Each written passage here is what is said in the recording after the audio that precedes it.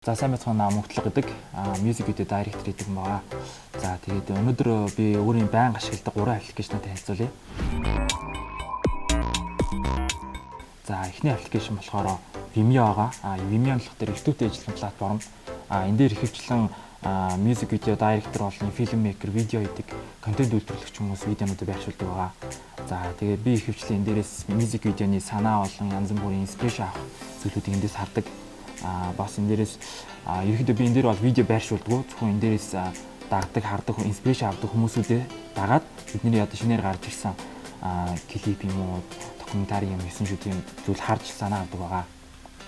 За миний эхний аппликейшн бол энэ. За дараагийн аппликейшн болох дээрээ Blackmagic аппликейшн байгаа. Энэ болохоор Blackmagic зориулж гаргасан аппликейшн. Энэ болохоор дээрээ Blackmagic-ийн контролыг утсан дээрээ их юутай боломжтой аппликейшн.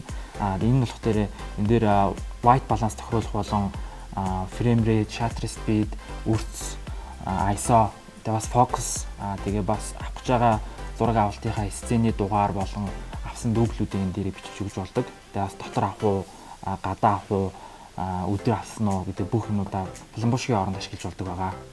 За эндээс бас реко удирдах болдог. За эхний хоёр дахь аппликейшн бол энэ аппликейшн байна.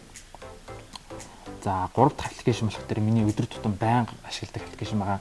Энэ болох дээр би өдрийн хийх ажлаа энэ дээрээ ноороглоод бичиж өгдөг. Жишээлбэл би зураг авалтандаа гэрэл түрээслэх хэрэгтэй ч юм уу ямар нэгэн юм авах хэрэгтэй бол энэ дээрээ тэмдэглээд тэрийг авсныхаа дараа энэ дээрээ тэмдэглээд оруулцдаг. Тэгээ complete disk-д нь орчдөг байгаа. Тэгээ бас ирээдүйд төлөвлөх, ирээдүйд хийх ажлуудаа ингээ бас план болгоод гаргацдаг байгаа. За миний өдөр тутамдаа болон ажлын хэрэгцээнд ашигладаг аппликейшнууд маань энэ байлаа. Та бүхэн бас сонирхож үзээрэй, ашиглаж үзээрэй. Баярлалаа.